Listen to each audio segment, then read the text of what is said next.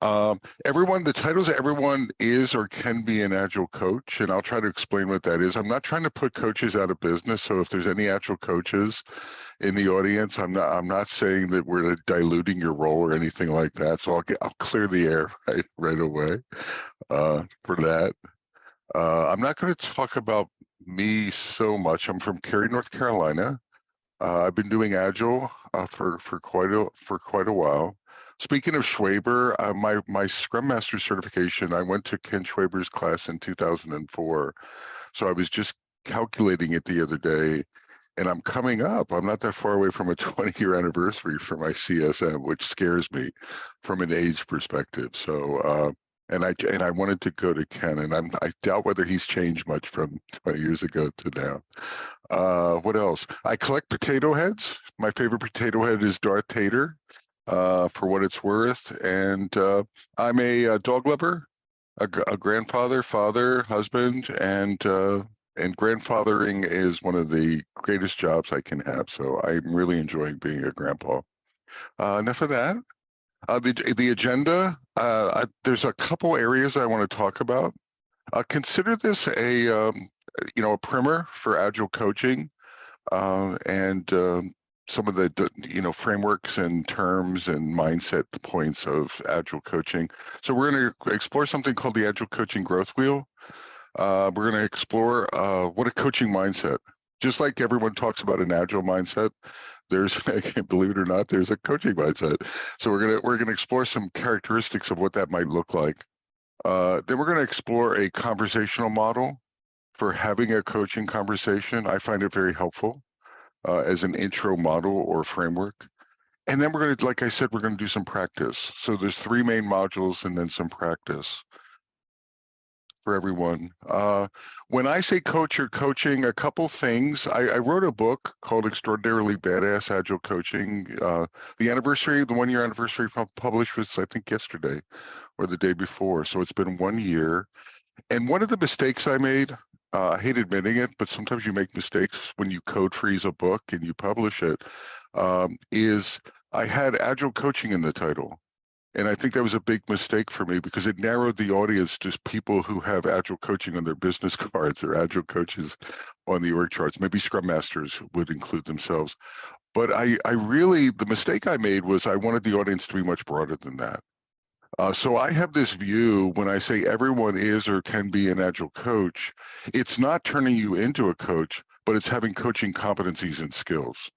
And growing those skills, growing those competencies. And I'm hoping you listen tonight to what are some of those coaching skills or competencies. And I hope they resonate no matter what your role is. So if you're in a product role, I think you would be a better product owner, manager, director, if you had coaching skills. Leaders in Agile contexts will be much better leaders if they have coaching skills. They should have coaching skills, in my opinion. Scrum Masters should have coaching and growing your skills. Not be static, not just read a book, but dynamically growing your skills over time. So this is a primer for where we're going with that. Developers, individual team members, I want them to think of themselves as a coach and growing their communication skills, their ability to have coaching conversations, crucial conversations with team members, things like that. And we'll practice a little bit of that towards the end. Historically, if any of you are coaches, and you don't have to have a coaching background, I'll carry you along. I'll give you some terminology, so it'll be good even if you've never heard this topic before, or I hope. Historically, in the Agile community, Lisa Atkins and Michael Spade created something around 2010 or so.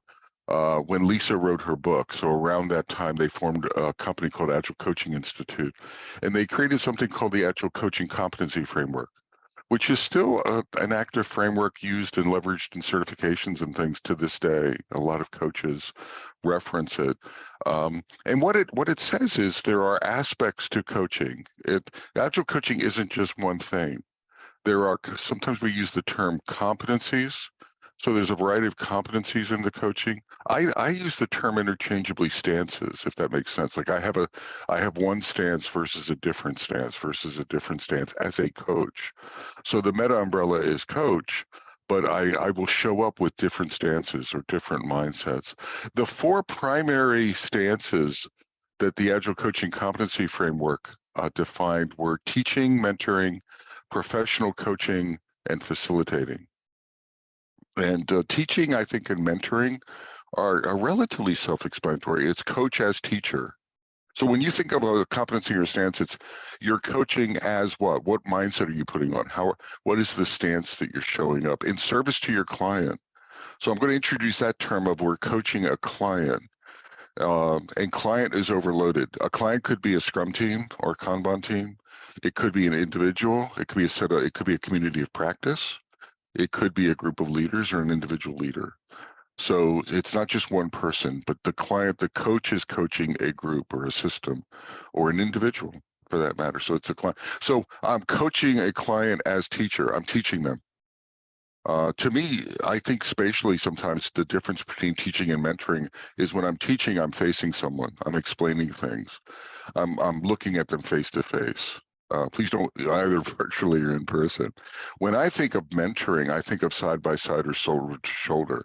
If any of you have ever been apprenticed, or if you've ever done co-coaching, pair coaching, pair development, then to me that's a mentoring relationship where you're sort of side by side and you can have multiple people. So it's coach as those two roles. Facilitation, kind of self-explanatory, facilitating meetings, facilitating discovery. So you're operating as a facilitator. Typically that's group-based. So your client in that case would be groups, teams, systems, groups of roles. And then professional coaching, sometimes there's clarity around that. The way I think of professional coaching, it's the classic coaching role. There's a confusion about that sometimes between agile coaching and professional coaching. A professional coach, I'm thinking in terms of ICF, the International Coaching Federation. Think of a coach as asking great questions and never telling someone what to do, or never problem solving for the client. Helping the client to discover their own journey, helping the client, whether it's a team or an individual, to discover their own answers by asking good questions, by listening intently, etc. So coaching stance, sometimes folks look at it as passive, and there is a passive quality to it. There's a presence quality to it. So that's those primary stances. As a coach, very often if I'm in a coaching conversation, I don't stay in one stance. I hope that makes sense to everyone. Right. So depending on what the client needs, I might start out asking some questions. And then as I sense the client, hey, they don't understand story points very well, then I might switch into a teaching stance. So I move from asking questions in coaching stance to a teaching stance. I may tell the client, I may not. I may just switch stances. And then I may end it after the teaching session and I may go back to coaching stance and ask them, how did that go? How did that land? Do you have any other questions? And I ask some powerful or some open-ended questions and then close that conversation. So what I'm illustrating there is just movement across the competency framework. It's giving you terms for that. I'm sure these things, you've done them. I'm sure all of you have coached in one way. You just may not have identified it that way. Now, there's a more modern framework that resonates with me. I anchored this in the book that I wrote. So I didn't use the Agile Coaching Competency Framework.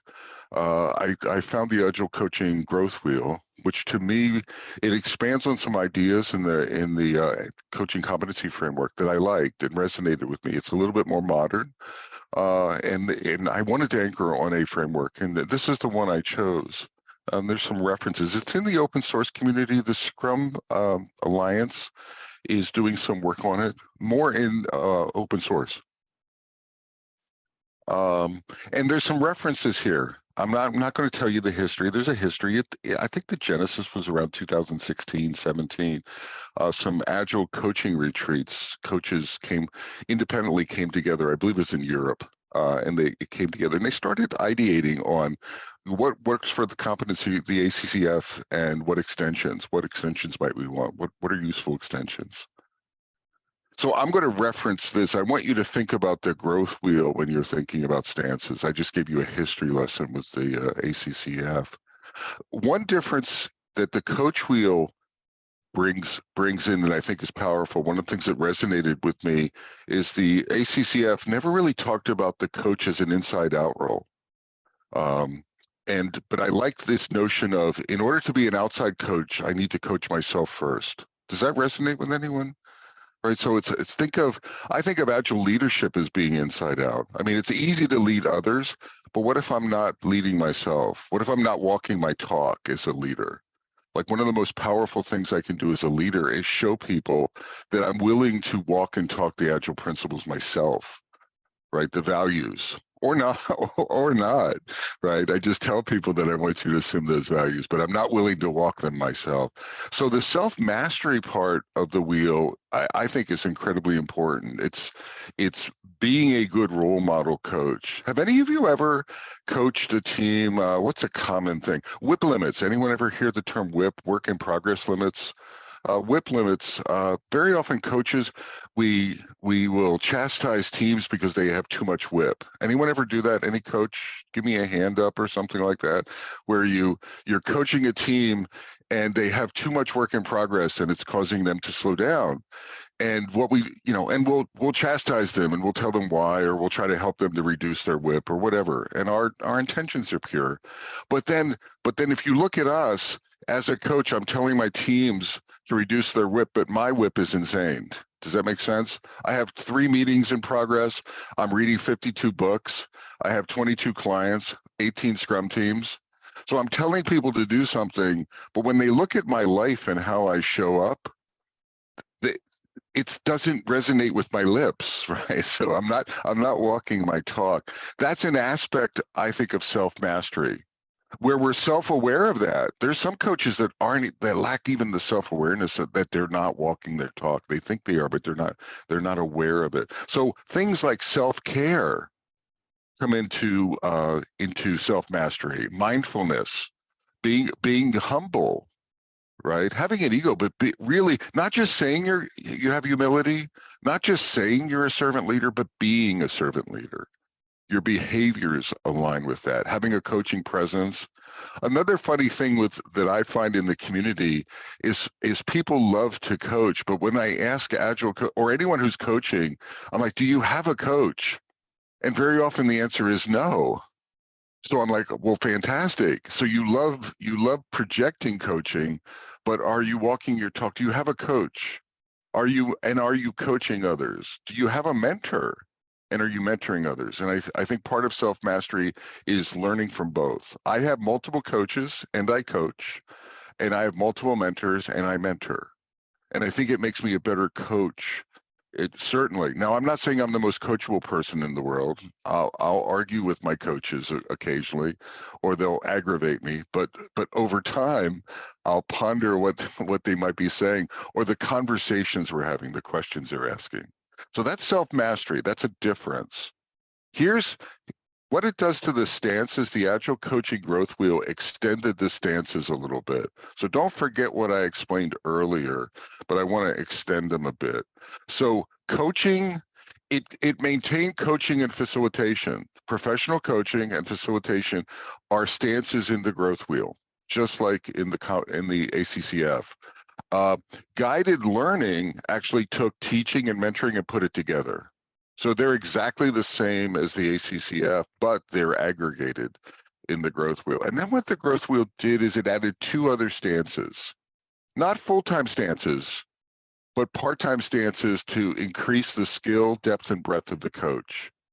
And the coach, these aren't skills for the coach to coach. These skills are for the coach to offer their client. Does that make sense to everyone?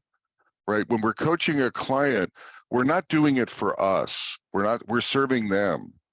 So one of the first things you do as a coach is establish the client's agenda. It might be their agenda, or you might co-create it with them a little bit. But then your coaching serves their agenda, not your agenda. You need to discover their agenda. What are the outcomes they're looking for? And then how do you assist them? And in order to do that, what stances do you need to bring to bear in your coaching conversations with them? And what the growth wheel did is it added advising or consulting. So there are some coaches that will they stay in professional coaching stance, so they only ask their client questions. Does that make anyone ever see a coach?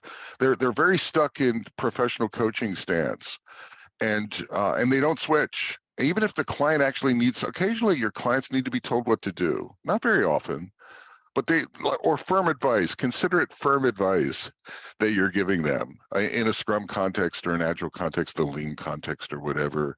So the advising stance give you permission to do that. The Agile coaching competency framework really never had that embedded in the framework.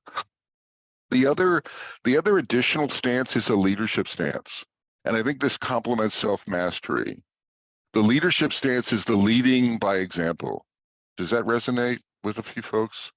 I'm looking for, if anyone can give me like if your camera is on, I'm watching faces, or if you can give me a little electronic thumbs up or smiley faces. I'm looking for feedback every once in a while. But leading is, the other part of leading stance is role model. I think this is actually the most powerful stance sometimes, is how I show up as a coach. People are watching how I show up. I can coach without opening my mouth. I can coach positively and negatively. For example, let's say I'm a coach in a meeting, and some roles are being marginalized, or some engineers are being listened to, and some male engineers are being listened to, some female engineers are not being listened to, and I don't do anything, or I roll my eyes. So I'm not doing anything, but I'm coaching. I'm coaching tolerance for that behavior. I'm not facilitating all voices matter, right? So I'm sort of marginalizing that, or supporting that negative, that lack of inclusivity. So I'm coaching without coaching. Or I could coach by interrupting and saying something, or modeling something, which can be very powerful, right? I'm showing people how to show up from an ethics point of view, from a cultural point of view. It can be dangerous, right? It requires courage, etc. But again, walking my talk. The Scrum values are not just for Scrum teams; they're for coaches as well, and how we show up. Remember, this is for everyone as a coach. So almost everything I'm saying relates to any role. Independent of I don't care if you're in college or if you have, I heard earlier someone said they had 35 years of experience. I have slightly more than that. So I don't care what your years of experience, your education is. This mindset, these skills can be useful to you, independent of where you are. Now, of course, you can grow them over time, right? You're going to have growth. I'm working on my coaching skills for the last 25 years, and I'll continue to do that. Let me see here. I'm going to skip there's some other competencies, and this is what they are. I'm going to really skip those for now in the wheel. You could do research on your own. The other cool thing, just as a slight aside, that the wheel does is it talks about 5 levels of competency. Within each competency, 5 levels of maturity, or 5 levels of skill, 5 levels of experience. And the Agile coaching competency framework never did that. So the growth wheel, for example, as a coach, or let's say as a facilitator, it can help me evaluate, am I a beginner? Am I an advanced beginner? Am I a practitioner? The other cool thing about the wheel is it gives advice for you to grow to the next level. The Scrum Alliance has a spreadsheet assessment where any of you could go there for free and assess yourself based on the wheel, your coaching skills. I don't care if you're a coach or not. You can be a leader. It would be a useful activity for any leader role to go do that. Assess where you're at. And then when you assess, you can, I'm a practitioner at this level, but I want to improve. So what are some of the actions? What are some of the activities? What are some of the behaviors at a guide level would exhibit? And I can start working on closing those gaps. Right. So it's a wonderful tool for growing your skills as a coach. It provides generic guidance for that. It's not used to compare. So it's not for comp. Please don't compare coaches, evaluate them or anything. It's really more of a personal evaluation and a personal growth. Again, remember, self-mastery, part of that is continuous learning. Right. I have a curious mindset. And I'm continuously learning and adding to my coaching skills. So that's it for frameworks. Right? Competencies, think of stances, think of dancing, if you will, dancing between stances, sensing, establishing an agenda with the client, serving the client, sensing, hey, what do they need from me? They need me to ask questions. Okay, cool. And then maybe I need to do some teaching or mentoring, or maybe I just need to give them some firm advice for an experiment that I would suggest that they run, etc. So just modifying some of those stances. And now I want to go into mindset. Let me check the chat to see if there's anything. So I saw something in there about website. I'll make sure you all get these slides, and the slides have embedded links. There's actually a free evaluation. There's a couple of free evaluation tools if you want to evaluate your coaching competencies, independent of your role, and you should have access to that stuff. So I'll make sure you get the PDF and you can access that if you want. Okay. Mindset. Some prime directives. I want you to think about, coaching prime directives. A lot of this comes from the professional coaching or the International Coaching Federation, that stance, but it permeates agile coaching. I think a good initial mindset is do no harm, right? We don't want to do harm. Assume positive intent. I wish the world assumed more positive intent. We had less judgment. I think a lot of coaches bring bias and judgment. They're not bad coaches, but it's really hard to clean yourself up before you coach. You want to be a clean coach. So you want to, and again, a good way to do that is to assume positive intent, no matter what's happening on the part of the client. Hold your coaching clients as capable. Respect your clients. I see a lot of coaches when they're coaching leaders, they almost stereotype them before they coach. They Dilbertize them, for example. Oh, they'll never get, I'm going to coach Bob Galen, but he's a pointy-headed leader and he'll never understand Agile. I don't even know if Bob will ever be able to spell Agile, let alone actually understand what the mindset is. So I'm thinking that. I'm not telling Bob that, but I'm really in my head, I'm assuming negative intent, or I'm bringing bias to play. That's going to affect the quality of my coaching and the quality of the results. Establish and hold the client's agenda. I talked about that. Help them discover their way. The word I want is either they drive or we co-create with them. We partner is a good part of that mindset. But we don't want to partner to the point where we own the outcomes. The client owns the outcomes. But we may want to go shoulder to shoulder with them. We may want to build up empathy and understanding of them and look at the world through their eyes. That's part of meeting them where they're at, not where we want them to be. That was a segue into this slide.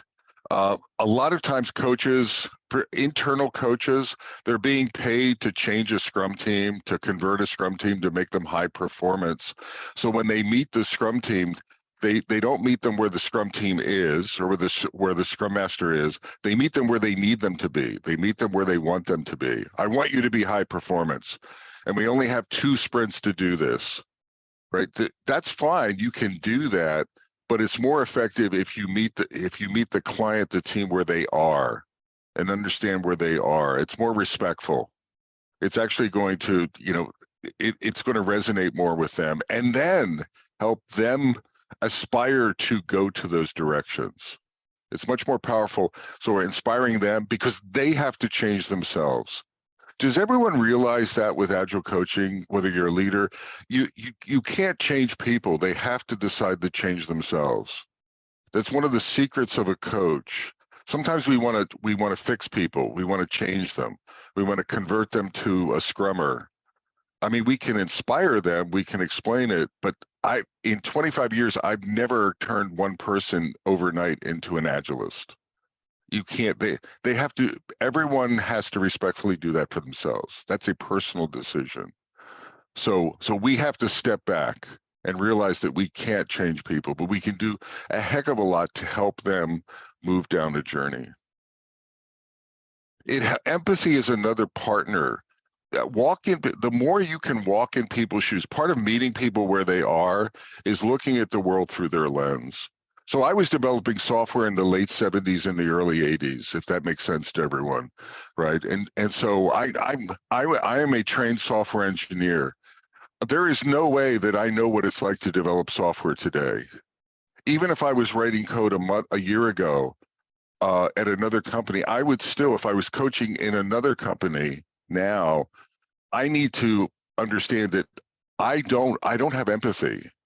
Right, I have dated observations. I don't know what it's like to operate in this Scrum team as a developer on this product. I need to help. I need to discover that. I need to walk in their shoes before I start telling them what to do. That's part of meeting people where they are, is not being presumptuous. Oh, I've written all kinds of, well, great. I've done that, but I've not done it here with this team under these circumstances in this culture. I need to help discover that for myself before I start coaching in that context. Anyone have biases that you bring into your conversations? Please, everyone, raise your hand. Right? We all have these biases. They come into play all the time, right? As a coach, I mentioned the term clean earlier. We want to do our best. We can't perfectly clean our mindset, but we can take some efforts to clean up. One of the things I do before every coaching session, whether it's virtual or in person, is I try to pause for a minute or two and understanding my client and understanding some of my biases that may impact or bias my coaching. I close my eyes and I have two bags and I try to fill up those bags with my biases and then I drop them. I try to release it so that I clean myself up in service to my client going into the coaching. That's part of, I think that's an important part. It's part of that is self-mastery, is even being aware of that and then letting it go. Am I perfect at it? No. But does it help me? Particularly, I have some natural biases. Like I've been in senior leadership roles and I have biases about leaders who aren't really supporting Agile properly in organizations. And so if I don't drop that biases, it'll affect my coaching because I'll be slightly judgmental when I'm coaching up because I've had those roles. So part of that is the self-awareness and then release it. And then finally for mindset, realize that words are words, but your behavior trumps everything else. So are we walking our talk? I've used that term a lot. It's important for leaders to do that. It's important for coaches to do that. Whatever our talk is, whatever our principles. And it's easy to yak. It's much harder to walk it and then walk it consistently. So enough of that. Let me check chat, see if there's anything that's worth yeah.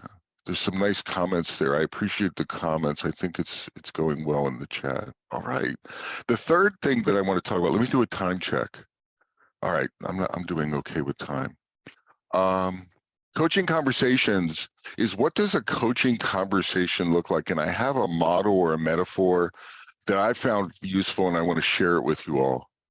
And I call it a coaching arc. And you all might want to snapshot this page right now. If you're on a computer where you can easily do a screenshot, a screen capture, you may want to capture this because we're going to use it later. So if you wouldn't mind doing that, and I can come back, but it would be easier if you could grab it. So I like this notion of a coaching arc or conversational arc, and it has three parts, and I like chess metaphors. So there's opening moves, middle game, and end game. And this is, if you've ever attended a storytelling class, you'll see some of this same notion of an arc with storytelling and the same notion of an arc with conversations or feedback sessions. So it's that same notion. Opening moves. Ask permission to coach. Is now a good time? Always ask permission to give anytime you're giving feedback. Someone decades ago, some leader gave me wisdom. I forget who it was, but it was probably 30 years or more ago. They said, never ever give someone feedback without asking if now is a good time to give feedback. And it resonated with me. And not just asking, but you have to accept a no. So, for example, if they say no, now's not a good time, you have to actually accept it. But I've scheduled it in my schedule, and we have 11 minutes for this feedback. So I wasn't expecting a no. I was expecting a yes. No, you have to accept the no. So, ask permission, establish goals, the agenda, set the stage, introduce yourself, talk about your roles in history. If it's your first coaching session. A big part of coaching is establishing relationships. I think relationship building.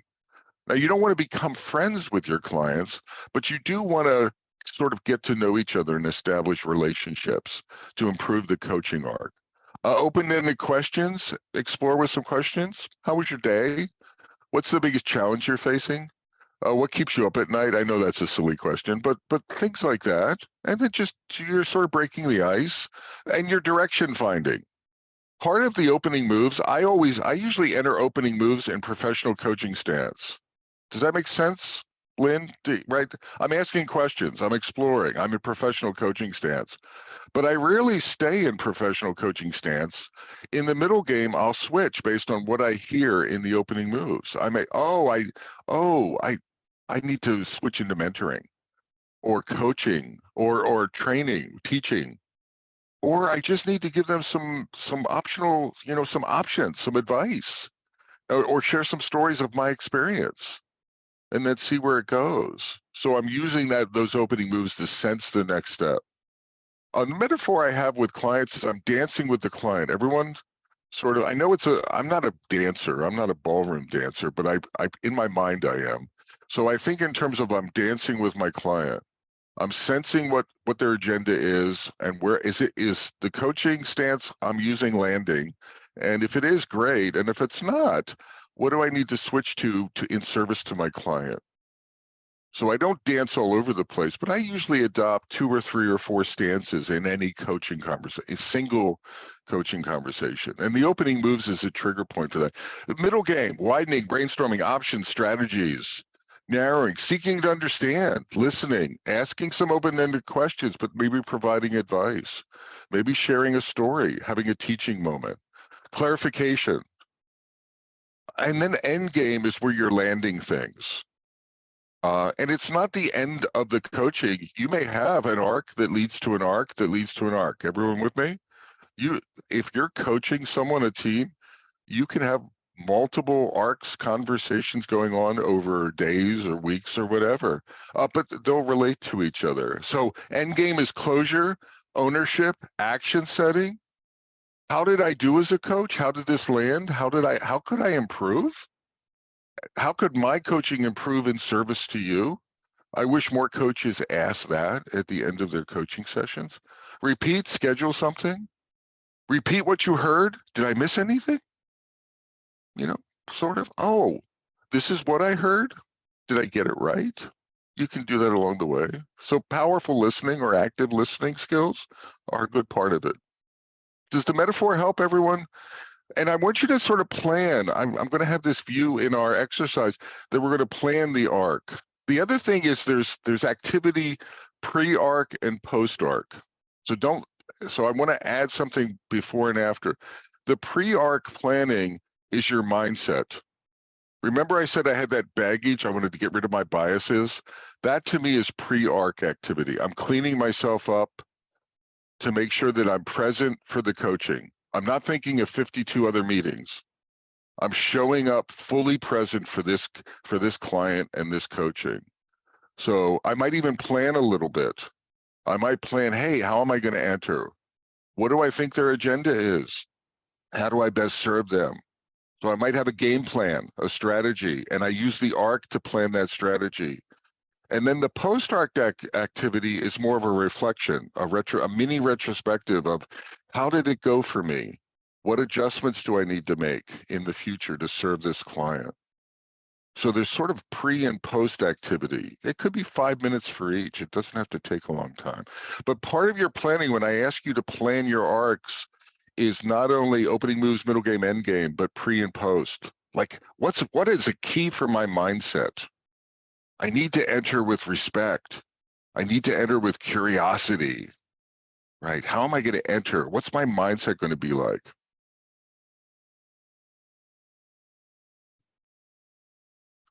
One of the challenges for a lot of coaches, professional coaches and professional coaching stance in Agile, is there's something called powerful questions. How many people have ever heard the term powerful questions? If you've attended a coaching class, you've heard this notion, powerful questions. And one of the challenges with that, they're all wonderful, but there's a book on Amazon that's totally focused on powerful questions. I think it has like 10,000 powerful questions. One of the problems is it's too many choices. So I find novice to intermediate coaches, they're in a coaching conversation. It's like, and they want to pick the perfect, powerful question. And it might take them 5 minutes to go through the database to figure out what question they're going to ask. And it really fragments the conversation. So I want to give you all just 7 simple questions. You can have 8 billion if you want, but I would recommend keeping your go-to question set very simple. And I'm borrowing these questions from the Coaching Habit, which is not an agile coaching book. It's a leadership coaching book, general purpose, but it's a wonderful book. And the questions are, what's on your mind? Wonderful opening moves question. Everyone with me? What's on your mind? And what else? Wonderful question at any phase of the arc. And what else? Right? What else? Oh, you're having a challenge with that. Is there anything else related to that? To me, the end what else is drilling down a little bit, drilling into details. What's the real challenge for you here? Very often in our questions, we want to go deeper. We want to go from superficial to slightly deeper. And that's another wonderful question. You can use that in the opening moves middle game. Typically, those questions are probably more so for opening moves and middle game. What do you want? Opening moves, goal, charter. What is your agenda? What do you want? What do you want to achieve in this coaching session? What do you want to achieve as a team? What is your ultimate goal, etc.? How can I help? This is setting you up for that co-creation, co-partnership. Everyone with me? You're partnering. You don't want to over-partner, but you want to be there. You want to be present with your client. Again, remember, client isn't just an individual. It's again, groups, teams, etc. If you're saying, I love question 6. I don't use it often enough. I need to continue to remind myself. But if you're saying yes to this, it's the prioritization. It's the whip limit reduction. Reduce your whip limit question. If you're saying yes to this, what are you saying no to? And there's variations on that. And then the final question is, what was most useful to you? Very often that I use in the end game. That's an end game or a wrap-up question, if everyone's with me. What's most useful to you? What in the coaching was most useful to you? What was least useful to you? Well, how could I improve? Right? How did I show up? How was my presence? Did you understand? How did I switch stances? Was it a good switch, or did I miss the mark? One of the things to do when you land these open-ended questions, there's a magical thing you have to do right next. Does anyone know what that is? I'm reading someone, Jim Boyles. I'm just kidding. Jim, you don't have to come off mute and yell at me. Jim Boyles says you have to shut up and listen. Absolutely right, Jim. Right? So you can ask powerful questions, but if you don't pause, you're missing, you're only halfway there, right? And it's let silence do its job too. So I have to work on my patience to let the question land and let silence unfold do the magic that it's capable of doing. So that's why I wanted to bring this up. The Center for Creative Leadership has a 7-step effective listening sort of checklist that I think is useful just to have in the back of your mind when you're thinking about coaching. Be attentive, open-ended questions, powerful questions I'm talking about. Ask probe around the question, clarify the question, paraphrase, very powerful. Be tuned in reflective feelings. In my coaching classes that I've taken, so one of them talks about the emotional field, not just listening to the words, not just listening to the body language or the tone, but gaining a sense for the emotional field in the coaching ecosystem, maybe the system. So that if I'm coaching Jerry, there's Jerry as client, me as coach, but there's a system around us. So there's an ecosystem around us. And how are we playing and looking at it from a systemic point of view, and that can be very powerful. So listening and then summarize. I jumped the gun. So let me see if there's any questions. Actually, I'm going to defer questions because I want to get to some practice, and I took 40 minutes or so. So I'll explain the practice in in a second. I had two choices tonight, so I want to be transparent and vulnerable with everyone. I had two choices. We can do practice sessions in breakout rooms, and the practice sessions are kind of a role play with 3 people.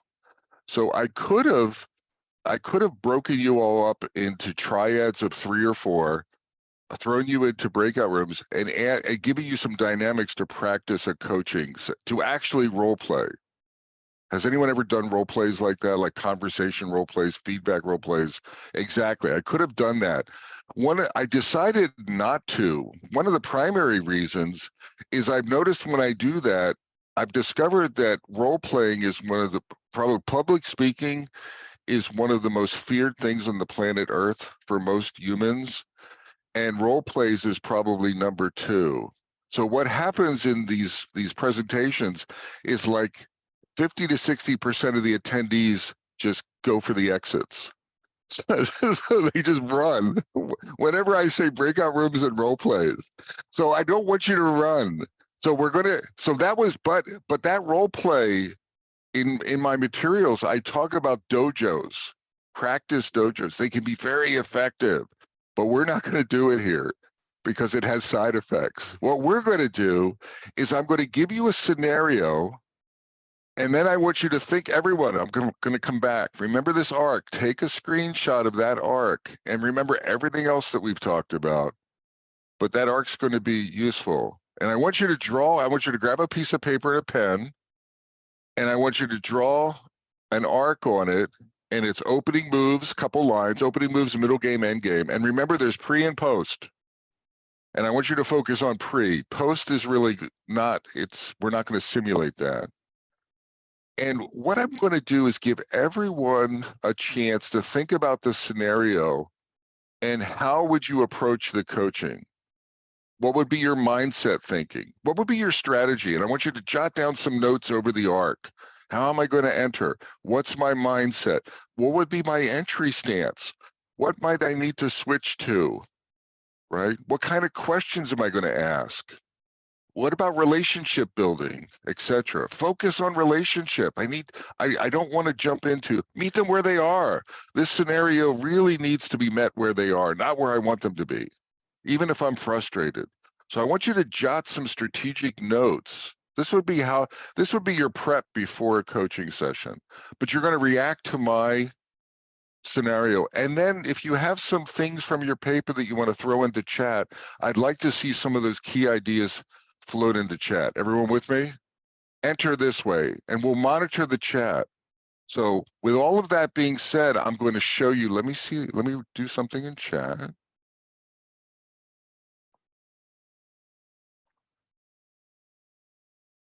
So this is scene 1. So here we go.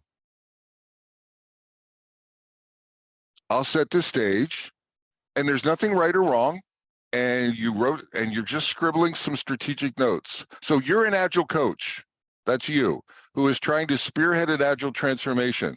You continuously try. If I've promoted you, that's fine. If I've demoted you, that's fine. You're going to get into that role. You continuously try to make the methods versus mindset point, but it doesn't land very well in the organization. The COO of the organization who supports the initiative, key sponsor, asks you to help them. 1, explain what Agile is. They're really struggling with it. 2, what it isn't. And 3, what is the value impact proposition of Agile? They're struggling with that the most. Why the hell are we doing this? What's in it for me? What's in it for the company? So what does that conversation look like as a coach? And lay that out on the arc. I want everyone to lay it out on the arc, and then if you have something you want to share with everyone, throw it into chat, and I'll be monitoring some of the ideas in chat. So you have 2 minutes of noodling, and then we'll review the chat, okay? Sheena, I like that. I think this scenario really cries for coaching stance and asking some discovery questions in the beginning, if you're with me, like really trying to look at the world through their eyes. So ask what they think Agile is and why it's worthwhile. What do they know and what they don't know? Actually, your active listening would be important here because you're what they're not saying. You're listening not just for what they're saying, but what they're not saying. So that's a wonderful start. Now we're starting to get some stuff in chat, everyone, so you can monitor this. Yeah, Steve, another one. Lynn, I actually like to ask for their thoughts on where are we, or where are we from an Agile point of view. I might even twist that question, Lynn. Or plus one to it and say, and why are we doing Agile, right? What problems do you think we're solving? What COO? What the biggest? Are we addressing the biggest operational problems from your point of view? So exploring that, I love it. Ask what success would look like. Everyone, mindset. I want to see some entry level stuff. Mindset. Any particular mindset things that you would want to do? Set a default stance. I want to hear some stance language. I could see after some questions going into teaching stance. Does that resonate with everyone? This is probably a teaching opportunity. Maybe not in the first conversation. I might just be getting relationships and seeking understanding in the first coaching arc, but I could certainly see if there was a second coaching arc that it would be a teaching mentoring opportunity. And that would change my arc, my planning a little bit. Kushik, I want to amplify what you're saying, active listening. I would also say I would really try to, if you all have noticed, I like to talk. I know it's a presentation, but I do like, if anyone knows me, I do like to talk a lot. And I might actually, from a mindset perspective, say, Bob, shut up and listen in the first coaching arc, if that makes sense. Really deeply listen. And I would really try to tamp down on my wanting to talk. And let silence do its job. For me, that first coaching conversation in this case, so it's not just asking the questions, but really creating the space, like being very curious. Tyler, if that makes sense, I'm just looking for names. So if it, like really activating my curiosity bit so that and it's not artificial curiosity, it's really genuine curiosity to understand more about that COO's dynamics. Very cool. All right, so here's what I want to do. I want to do another scenario. Hopefully you're getting a sense of practice. Now imagine what a role play would be like. We'd actually practice some of the, so if you were role playing this in a dojo, you would take your little crib notes and you would actually practice it. And someone would be playing that COO. How cool would that be? And they'd be role playing that and you'd be coaching them and you'd be simulating that conversation and really learning. On the fly. It's actually more powerful learning, but this works as well. So let me go to, where are we at? Wonderful feedback, everyone. I love the fact, my gosh, I can't get to the front of it. Holy cow. Okay, hold on, just wait. All right, let me get scene number 2 ready. All right, everyone, scene number 2, same thing, but let me get a line in. So let's set the scene. Totally different scenario. You are a Scrum Master coach. I may have promoted you, demoted you. I don't care, right? You're a Scrum Master in this case, and you've noticed a strong pattern where team managers are swooping in to their respective teams each time the team, encounter a critical problem. Some people refer to this as swoop and poop. I'm just labeling it as swooping. The managers are swooping in and unempowering the team a little bit. They keep taking the problem solving and accountability from the team. And you can see the morale, the ownership, the empowerment waning across the teams. There's one particular manager, we're going to call him Bob, just for the heck of it. Very senior experience, I don't know about that, and not respected. So respected simply isn't responding to your coaching. So you've had 3 arcs with Bob, but he's not responding. This is the 4th arc. Everyone with me? 4th time, 4th arc, and this is the scenario. So now I want you to scribble. What is this going to look like? What is your strategy? What is your mindset? How do you enter it? What are your stances, etc.? Some notes for the arc. Sheena, I like what you said. What are you seeing? And and what makes you want to jump in. I'd be careful that I didn't have bias there, or I didn't have judgment even coming off in my voice and my mindset. I'd want to be very clean, but absolutely, what are you seeing? In fact, Sheena, a precursor question might be, what pressure are you under, right? What's happening in you, to you, that's leading you to want to micromanage or micro problem solve? So you might try to understand their ecosystem, their system dynamics before, but absolutely, that would be a wonderful way. Let me look at some other ones here. When Bob does this, I ask why he didn't ask the team, how would you? They would solve it. Yeah, I meant to say, how would they solve it? Not how would you Yeah, solve it? So a lot of times, like somebody go to one-on-one, or there's somebody, or Bob will be in a senior managers meeting, and someone say, hey, Bob, what's going on with this? And that's the thing. I always try to coach the leadership team as well. We don't need you to solve it. We want to empower teams to solve. How would you solve it? So, to me, one of my favorite things is magic wand time. What would you do? absolutely. No, we may not do that, but I want to see creative problem solving more than I think that's just as important as the solving the problem itself. How did we solve this problem? I actually asked that in retro. How did we solve that problem? So, Well, very good questions. I mean, again, sort of recommending to Bob to run some yeah, experiments about, instead of telling, maybe trying some powerful questions on his own in his leadership role. And that might be yes, help in giving him feedback with that. The other thing, I think it was Chuck that was talking, yep, is Chuck, you alluded to something. I may be having a coaching conversation with Bob, and I'm going to say something wrongly, but it's the real problem may be Bob's boss or Bob's boss's boss. Everyone with me, the pressure is coming downhill. I'm seeing Bob do something, but really the root cause is not inside of Bob. So Bob needs coaching, but that arc may lead to other coaching arcs with other yes. individuals, right? You walk the ladder up or down, whichever way it goes. Whichever Yes. way it goes as a coach. So I'm just saying arcs can beget arcs can beget arcs. And I'm not Sure. trying to create chaos, but don't be surprised if you discover that in your listening. Let's go back to It's the usually a corporate control structure that begets these kinds of issues, because typically we do empower people from the top down. And when they're in an agile mindset transformation, that's usually where, your managers and your middle management was like, I used to do this. This isn't me anymore. I still have to do this. And they're still sometimes looking for that old data.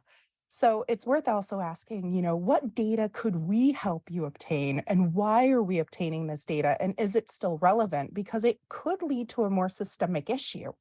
right. And I think also looking to, allow their team, that empowerment still is very powerful. And I think also framing it that way and seeing if maybe the working agreement could be altered to where all parties in the intermediary could be satisfied. Absolutely. And again, all of these are great ideas as a coach, depending on your stance. So Sheena, depending if I'm in a professional coaching stance, I'd be just asking questions. Have you thought about working agreements? I'm not suggesting it as an option. I'm not teaching what that looks like, but that's one way to bring it up. But I may then switch to more of an advisory stance and say, we don't have working agreements. I would highly recommend working agreements. How do you feel about that? So it's open-ended questions into one. We're trying to help our client discover, and we're trying to approach them with different stances or different competencies. And we may see what lands, again, in service to our client. Let's see. Let me catch up in chat here, everyone.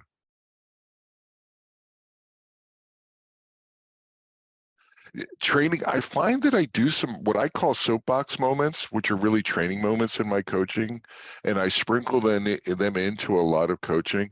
The other thing I wanted to mention, I lost a thought. I want to come back. Don't assume as a coach that people are aware. One of my general assumptions, not only assume positive intent, assume Bob is unaware of his behavior, that Bob lacks self-awareness. Right, as a leader. There was a Harvard Business Review article done a few years ago, and they did a survey of leaders, and they were inquiring about the self-awareness, and it was leaders of all ilk in the organization. And 95% of the leaders said, of course I'm self-aware. How could I be Bob Galen, VP of the known universe, if I lack self-awareness? But then they did a 360 on folks reporting to them around them. And only 15% of the people said that their leaders were self-aware, or 15% of the leaders were viewed as self-aware from the point of view of folks around them. And the HBR article talked about this as like an 80% self-awareness gap. So how many people are in this room? There's 74 people in this room. So like 8 out of 10 of you don't have a clue about how you're perceived, or you don't have a clue about, so embrace your cluelessness and then become a feedback sponge or a discovery sponge. And as a coach, don't assume, so 8 of 10 clients, no matter what their behavior is, they probably aren't that aware of it. So then leverage that, help them to discover that, not judge them, and embrace that. All right, another scenario. You guys rock. Do I have enough time? I think I have enough time for at least one more. If that's so, I'm gonna do at least one more. So hold on.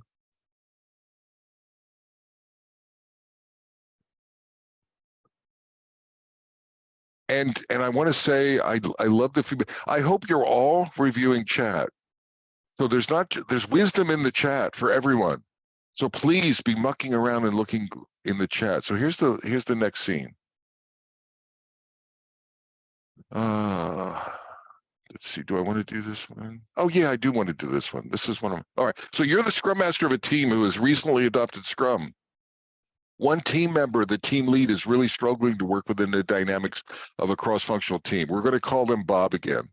There's a theme here, everyone. Because they know everything, and they're a know-it-all, Bob is a know-it-all, they are negative, belligerent in meetings, they don't like to collaborate with others, and they're increasingly disruptive. They're not a terrible person. They just don't play well with others. Everyone, I am an architect and I know everything. Just let me alone and let me solve world hunger. And I want the team around me to shut up and not bother me, right? Because they're getting in my way. So, but I'm a nice guy. Another team member has pulled you aside as a Scrum Master, literally begging you to do something because it's become intolerable. A little tear is dribbling down their eye. They're emotional. It's like, oh, this is just an intolerable situation. I froze there for a second. So another coaching arc, everyone draw an arc. Remember that pre-prep stuff, and then opening moves, middle game, end game. So, and let's see some stuff in scene 3. What are some of the reactions? How would you approach it as a coach? Oh, and this is the first time you're talking to Bob, even though it's been stewing in the team for quite a while. This is the first time that you've stepped in as a Scrum Master coach to have this conversation. Oh, I love Sheena. Like, ask permission, right, Sheena, to some degree, and really enter well. Cool.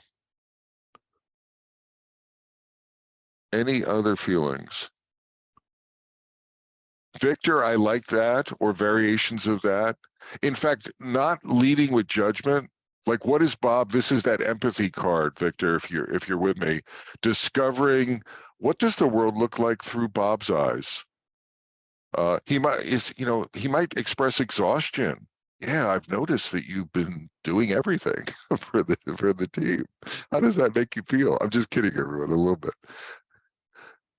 How do you think? Yeah. Iris, open to feedback. Iris does a wonderful thing. So everyone, at times, as a coach, we might give. In this case, I have a role as a Scrum Master and coach. Ask permission to give some candid feedback. Everyone with me? Tyler, you with me? David, you with me? Exactly. Ask permission to give. I have some candid feedback for you. And particularly pay attention to, have I built a relationship with Bob to be able to do that?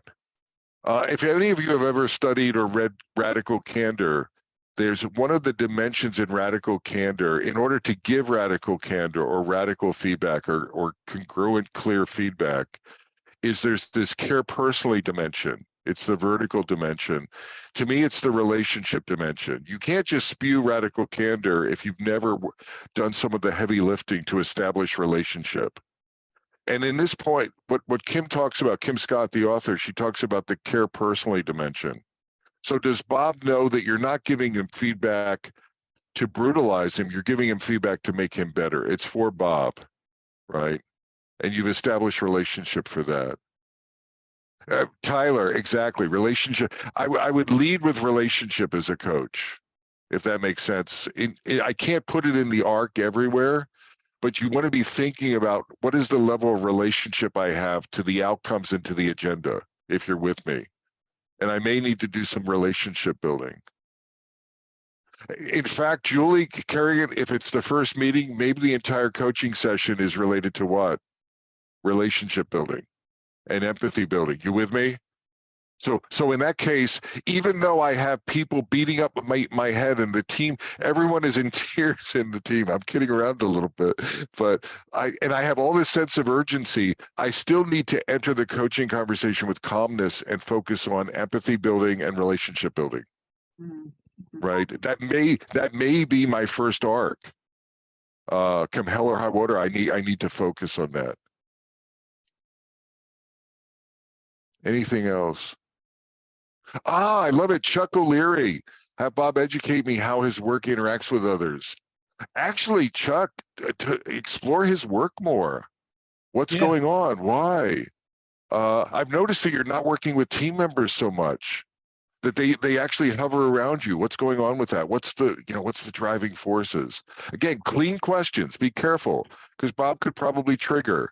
He's overworked. Again, part of empathy. Everyone with me. Bob's doing everything, right? So he's probably exhausted. So, but again, how do I approach that? All right, everyone, do we have time? The powers that be, I only have one more scenario. Can we do one more? Can I get some thumbs up, thumbs down? Yeah, Bob, you have time. You have another 28 minutes. Oh, so we're going to end early. That's always a good thing, I think, a little, and we'll have some Q&A time. So, all right. So one more scenario, everyone. Did I tell everyone that you are like absolutely rocking it out of the park? So I want to make sure I'm giving positive. I love the thoughts, and I hope everyone is paying attention. The chat's not for me. The chat's for you. Okay, last scene. Continuous improvement, you sure? So you've noticed that many of so I'm a team member. I'm a developer on a Scrum team. You've noticed that many of your fellow team members have dropped pair programming, TDD practices, test-driven development practices in full support of your definition of done. The primary reason seems to be that they generally lack impact, and frankly, they don't see the value. So I'm following those rules, if you will, to the best of my ability, but my team members really aren't doing that. They're promising to pick them up when there's more time. Is this a great form of inspect and adapt or something else? So what to do? So now I am just a team member. Could be a tester, could be it doesn't matter. I'm a team member, and I want to have some coaching conversations with my peers on the team, or not, but I choose to. What do those that arc or arcs look like? What would they look like? Some of those conversational arcs. Everyone think about that. Make some notes to yourself. How would we enter? And don't get stuck on the arc so much. Are there other ways to maybe lead by example, etc.? So I'm monitoring the chat. Let's see. Have you all noticed that it needs someone to enter, and then there's like a cascade? Someone needs to break the ice. Sheena has been an icebreaker this evening, and I appreciate that. So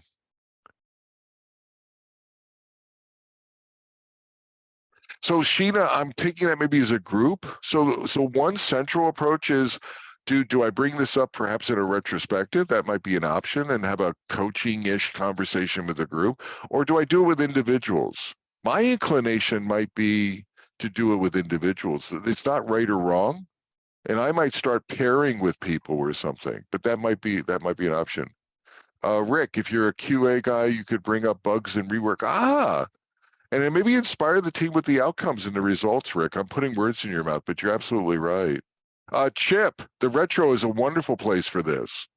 I would call the retro not a classic coaching conversation, but a coaching opportunity, if you're with me, right? For someone to have the courage to step up and to have a coaching moment and to think about activating their competencies. The retro is a wonderful group opportunity with that.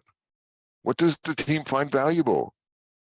Sandhya, what did your best sprint look like? There's some nice imagery there, everyone. Some of these questions can be used in the other scenarios, right? What if someone is micromanaging the team? Well, what does a team where you don't need to micromanage them, what does that look like, Bob? Ooh, and then listen and discover what are some of the key things that Bob's looking for. Sheena, yeah, maybe not wait for the retro. I might actually do a combo if it was me. I'd be doing some one-on-one stuff, particularly if my team did pairing or mobbing. If you're familiar with those terms, I'd be trying to do some role modeling, but I'd also be maybe leveraging it in the retro. Not right or wrong. There's no right or wrong. Yeah, it's one of those things where if you're not meeting your DoD, you're technically not meeting your goal to the sprint. So I would agree. I would agree. Not wait. I would agree with you. And I would hope we have cultivated the values enough to where we do feel empowered to bring that up. And also have that frank conversation of, what is this either implied or real timeline issue that we're having where we are seeing the need to cut these corners? Like, what is really that perceived issue? Absolutely. The other thing, everyone, to remind you is, remember I said that I may be coaching at the team level, but the root problem may be the system or maybe above. In this case, it might very well be the case that there's external pressure, meaning leadership, organizational pressure on the team. If the team if the team had enough space, they would do these things, but they don't perceive themselves to have enough space. So again, coaching the team would be, I would say, don't not do that. But you may also need to, I might collaborate. If I'm a team member, I might talk to the Scrum Master and say, you know what, maybe we need some pressure, a pressure alleviation valve or something, and talk to the Scrum Master and product owner about that. So coach up, or to activate them as a coach, and you could think about that. What's in the chat here? Share the coaching pair programming. Jim, that's one of the things I would go to if it was a lone ranger or an individual contributor kind of team where there wasn't a lot of pairing. I'd be trying to foster pairing. At the team level, I think that this notion of offering experiments, everyone with me, as a coach, hey, maybe we don't change it, but why don't we run an experiment for the next sprint and see what happens? And really the power of experimentation for the team to discover their own journey. All right, I'm going to stick a fork in the talk. Let's see if I can do that with a slide. There we go. So everyone, I want to thank you. And you can continue to be adding things into chat. That's fine for the scenarios. Just mention which scenario if you're cascading them backward, but that's fine.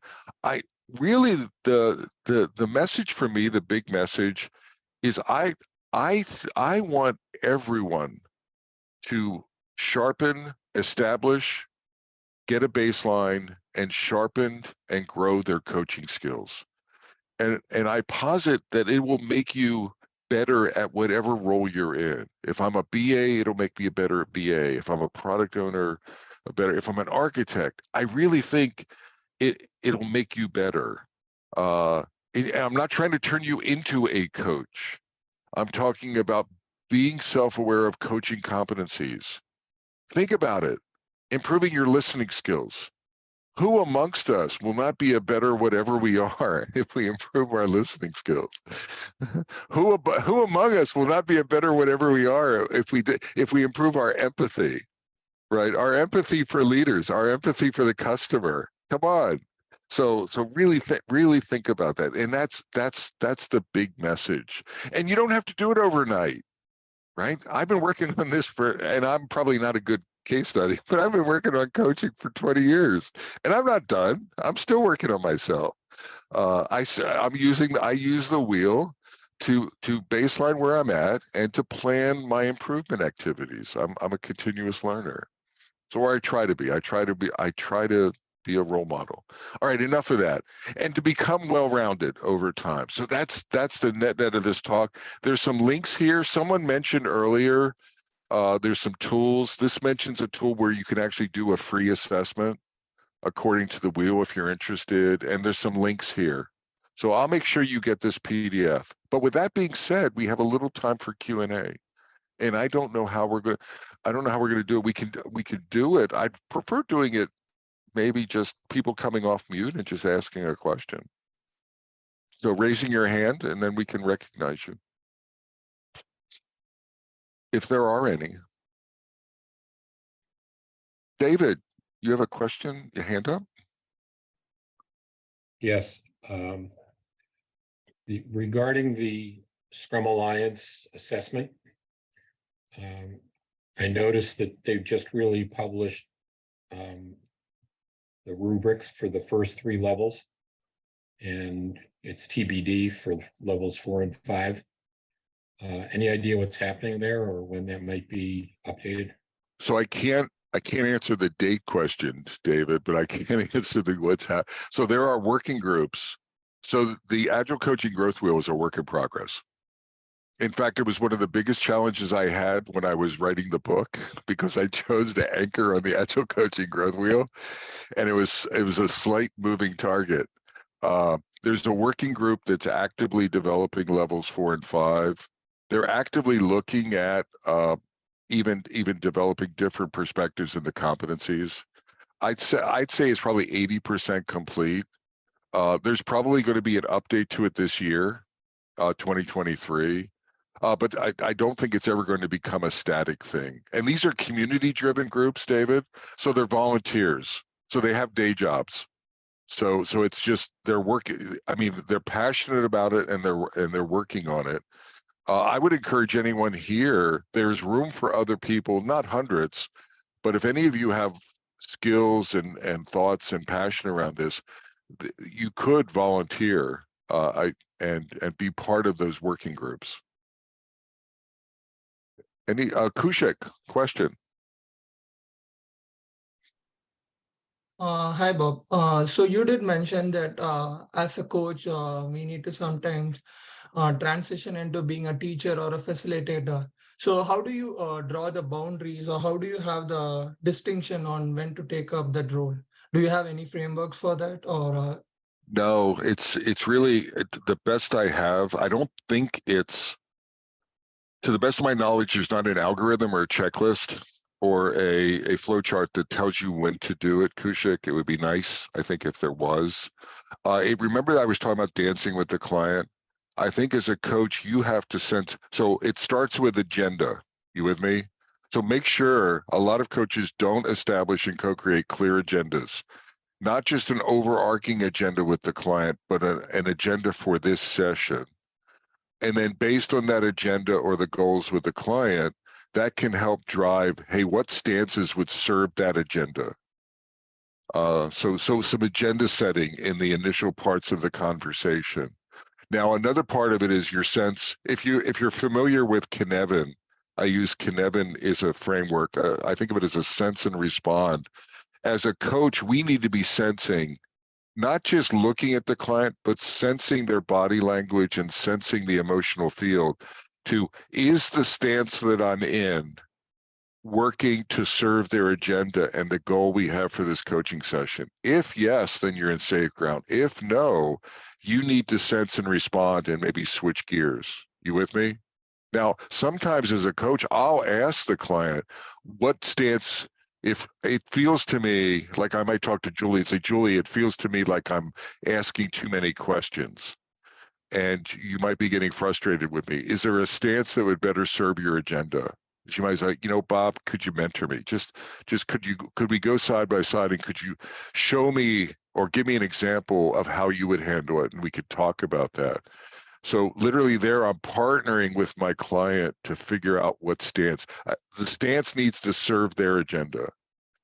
And so think sense and respond, think dancing with the client, and we need to be listening and serving them. And then I think you'll figure it out as a coach, and again, practice. So you won't, if it's the first time you've done it, you will make mistakes, but practice and practice and practice makes us a better coach in reading the client and sensing the field. Mimi, do you have a question? Yes, I do. So, and this is the scenario, because I was thinking, I don't really want to coach my CIO, but he did. I mean, I have actually a real scenario which follows some of the ones that you gave. He like set this policy together, right? And I was like, okay, makes sense to me. And then he actually violated his own policy, right? And I tried to understand, kind of in a coaching way, why he decided to do that. And I couldn't tell, Bob, in your setup, whether or not I'm trying to persuade him to go back to the policy, or am I really just seeking to understand why he didn't do the policy? I'll actually give you a third option, is as a coach, and I would argue, Mimi, that you are coaching that. So don't trigger on the word coach. Oh, it's coaching the CIO.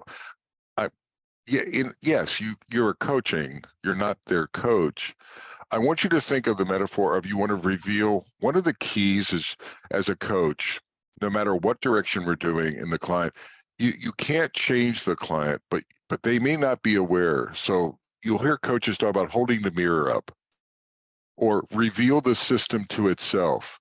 The system has to change. The system has to, so in this case, the system is your CIO. You cannot change them.